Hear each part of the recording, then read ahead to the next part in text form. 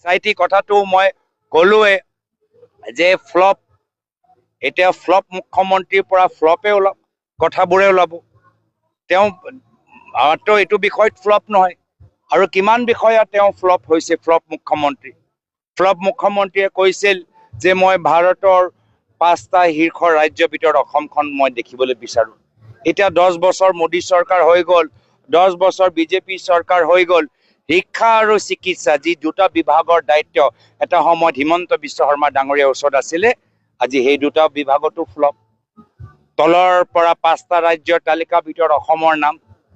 মানুহক কৈছিলে মাটি পট্টা দিব, আৰু দেখা পালো যে বিজেপিয়ে এতিয়া নিজৰ পৰিবাৰৰ নামত চাৰিওফালে মাটি লৈছে, ল'ৰা নামত কোম্পানী খুলিছে। আজি তেওঁলোকে কৈছিল যে থলুৱা উদ্যোগসকলক তেওঁলোকে সহায় কৰিব, কিন্তু থলুৱা উদ্যোগবোৰ বন্ধ হৈ গৈছে, আৰু অসমৰ 40,000 বিঘা মাটি এতিয়া আদানী কোম্পানীক দিছে।